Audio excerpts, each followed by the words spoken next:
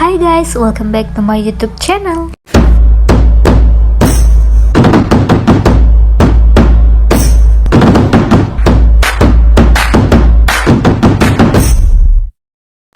Halo teman-teman, Assalamualaikum warahmatullahi wabarakatuh. Pada video kali ini kita akan membahas lagi nih mengenai transformasi. Tetapi pada video ini ada yang berbeda dengan video sebelumnya, dimana kita sudah membahas mengenai bagaimana cara untuk mentransformasikan fiksi menjadi puisi, puisi menjadi fiksi. Nah, itu menurut teori yang saya dan Suri Abdi Prahmana buat dalam makalah yang sudah dikumpulkan untuk kegiatan seminar sastra 2022. Lah, udah membahas transformasi, kenapa sih harus membahas transformasi lagi? Nah, pada video ini ada yang berbeda nih, dimana kita akan membahas sisi transformasi, bagaimana pengertian-pengertiannya, dan ulasan-ulasan lain menurut para ahli, bukan menurut saya dan Surya lagi. Oke teman-teman, mari simak pembahasannya sampai tuntas ya. Nah, dalam sastra Indonesia, karya yang mengalami bermacam-macam alih wahana direka ulang oleh pengarang lain dengan perubahan sudut pandang, diposisikan sebagai sebuah legenda atau cerita rakyat, dipentaskan berulang-ulang oleh sejumlah kelompok teater tradisional maupun modern, disalin ke dalam bentuk naskah atau manuskrip, atau juga dimanfaatkan sebagai nama bagi sejumlah makanan dan minuman. Nah, dapat dikatakan sebagai tidak banyak jumlahnya. Transformasi, adaptasi, atau peralihan rupa yang paling lazim itu merupakan perubahan dari novel menjadi film, atau sebaliknya nih, yaitu perubahan film diwujudkan menjadi sebuah novel.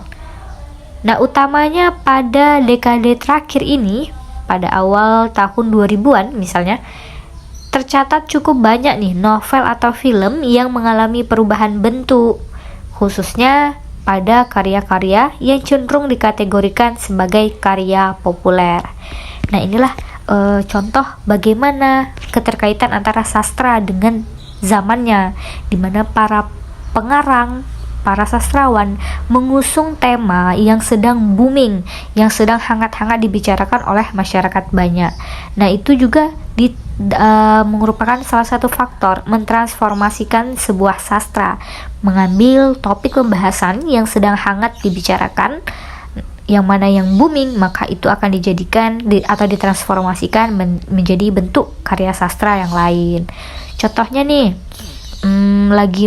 lagi musim kan lagu-lagu yang dinyanyikan oleh Bunda Korla nih, yang no comment. Nah gitu, jadi dari lagu bisa nih kita buat bentuk fiksinya, seperti cerpen misalnya, yang yang merupakan bentuk transformasi dari lagu no comment tersebut. Nah, itu kan alasan pemilihannya karena sedang hangat dinyanyikan oleh masyarakat sekitar. Menurut Nurgiantoro 2010 halaman 18, transformasi adalah perubahan, yaitu perubahan terhadap suatu hal atau keadaan. Jika suatu hal atau keadaan yang berubah itu adalah budaya itulah yang mengalami perubahan. Nah, Istanti 2010 halaman 243 membenarkan bahwasanya pergeseran nuansa atau budaya pada hakikatnya merupakan bentuk transformasi yang mengikuti zaman dan pemikiran penyalinnya. Di samping itu, penyalin juga mengintegrasi antara teks induk yang disalinnya dengan situasi dan suasana zaman agar hail salinannya diterima oleh pembaca pada masa sekarang. Nah, untuk hal ini juga menambah daya tarik penikmat sastra atau pembaca atau penonton dalam sebuah pertunjukan sastra. Karena pada umumnya jika yang ditransformasikan itu adalah sastra-sastra lama, tentunya kurang menarik untuk dinikmati oleh anak-anak zaman sekarang ya, generasi muda zaman sekarang, di mana mereka adalah manusia yang cenderung menikmati pengaruh globalisasi dan perkembangan zaman. Jadi yang haruslah dibahas adalah teks-teks atau sastra-sastra yang modern, yang baru-baru diciptakan akhir-akhir ini. Nah teman-teman, prinsip ini menyatakan bahwa penciptaan setiap teks tidak pada situasi kosong, melainkan berdasarkan teks-teks terdahulu. Theo 1988 halaman 145.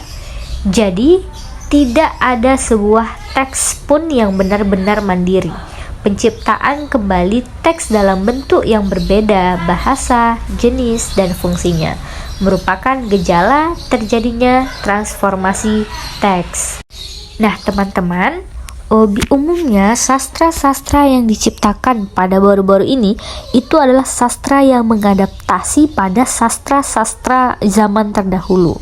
Namun diadakannya atau penulis mengadakan beberapa variasi-variasi atau penambahan dalam karya sastra lama itu agar menarik minat pembaca menyesuaikan dengan perkembangan zamannya. Begitu. Jika ditransformasi itu kan perubahan bentuk, tetapi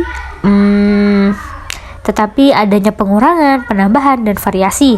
Nah, kalau misalnya dibahas tentang bagaimana menyalin teks, mereka tuh hanya menambahkan penambahan dan variasi saja.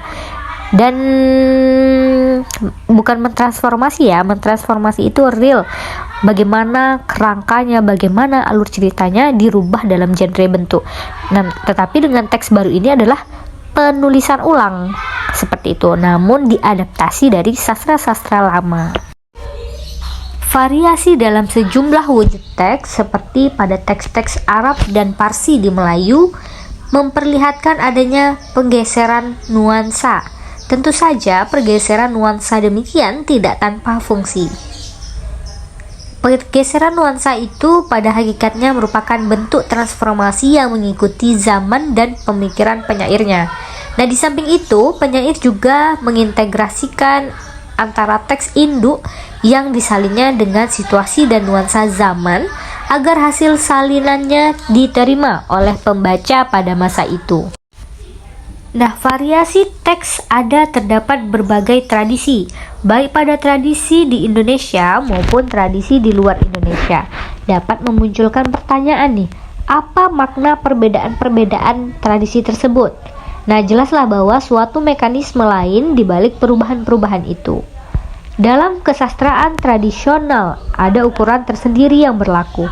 Suatu teks biasanya muncul dalam bermacam-macam variasi atau sebagai hasil transformasi ya, tanpa perubahan dalam inti cerita. Sudah jelas bahwa transformasi itu tidak boleh ada perubahan dalam inti cerita. Apa yang disampaikan oleh sastra aslinya maka ditransformasikan tanpa mengurangi inti cerita atau membuat inti cerita baru. Hanya saja boleh ada variasi, penambahan, tapi bukan penambahan inti di atas inti ya maksudnya. Nah, teks Amir Hamzah misalnya, kita kenal dalam berpuluh variasi. Selama kurun waktu beratus-ratus tahun, teks Amir Hamzah tersebar ke beberapa daerah di Indonesia dengan perantaraan berbagai bahasa. Teks Amir Hamzah dicipta ulang dalam transformasi yang setiap kali lain dengan yang sebelumnya, tetapi juga tidak berbeda. Jadi itu adanya penambahan dan variasi, bukan perubahan atau penghilangan inti dari cerita Amir Hamzah. Jelaslah bahwa dalam transformasi ini pengarang mempunyai peran kunci karena transmisi dan satu bahasa ke bahasa atau dari bentuk ke bentuk yang lain harus disertai dengan adaptasi dan integrasi dalam budaya yang bersangkutan. Dialah yang mengenal publiknya dan untuk publik itulah ia menulis dan mengarang. Apabila masyarakat berubah, dia pun akan mengubah karyanya sesuai dengan apa yang dapat diterima oleh mereka atau masyarakat. Dalam usaha melestarikan milik budaya dan bentuk sastra, penulis adalah kuncinya. Nah, penyalin menjadi jembatan antara pengarang masa lalu dengan pembaca masa kini. Demikian pula dengan pengungkapan kembali dalam bentuk baru, terjadilah suatu pelestarian alami. Dikutip dari Istanti 2010 halaman 246. Oke teman-teman, segitu aja penjelasan kita pada video kali ini. Teman-teman semua jangan lupa like, comment, subscribe, dan share ke teman-teman yang lain agar kita dapat sama-sama belajar. Wassalamualaikum warahmatullahi wabarakatuh. Dah.